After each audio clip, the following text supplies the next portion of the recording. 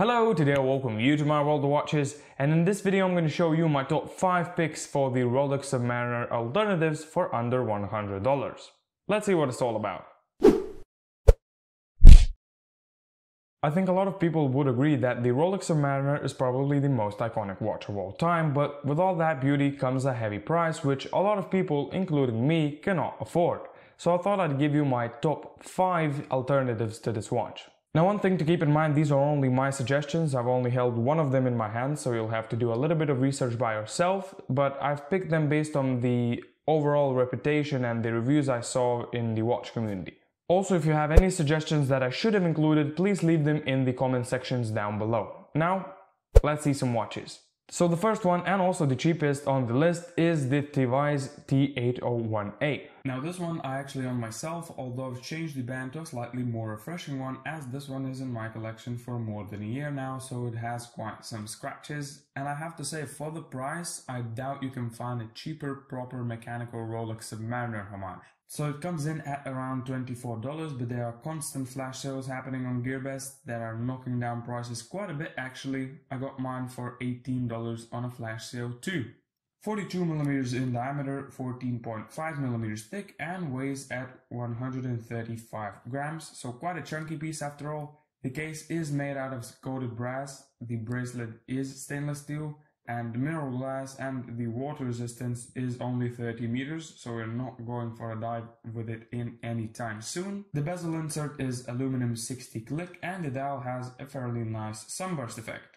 Of course, you are taking a risk at buying a Chinese watch at this price, but for $20 you can't expect much. And one last thing I have to mention that actually may put you off is the claim on the dial that this watch is a perlative chronometer, which I have no idea what perlative chronometer is, so just keep that in mind. Next one on the list is the well-known Casio MDV106, or simply a Duro. Very simple watch, 44mm in diameter, 12mm thick, 48mm lug to lug, and weighs approximately 90 grams. Quartz movement, mineral glass, the whole case is made out of stainless steel, and the band is out of resin. Screw down crown, 120 click unidirectional bezel. Now I have to say that this watch is a true bargain in my opinion, with all the specs and overall reputation that it has in the watch community, and for the simplicity and overall robustness, I think you should consider adding this one to your collection. The third watch is the Loreo 9201.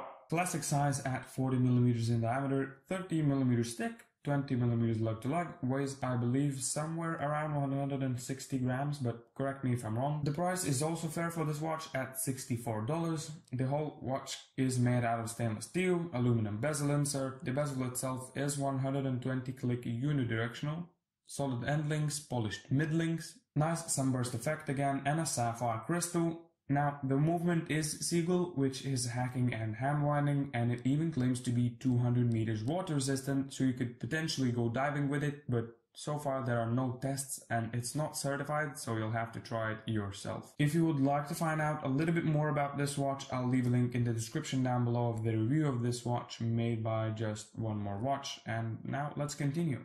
Now this one gets a lot of hate in the watch community, but I think it's probably the best homage to the Rolex Submariner that you can buy for under $100, and it's the Invicta Pro Diver. Again, classic size, 40mm in diameter, 14mm thick, 20mm lug to lug, and weighs 155 grams.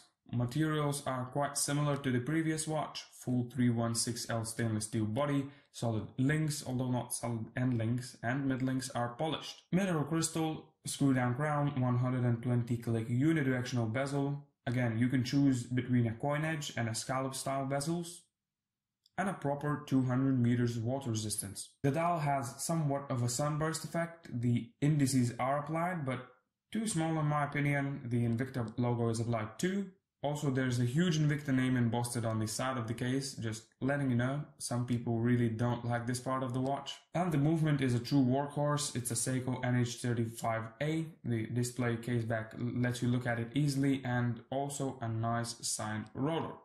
That's pretty much it about this one, and with all the specs, I think it's a great watch even as an everyday beater. The last one that I would like to talk about is also very well hated in the watch community, and it's the Parnis Submariner.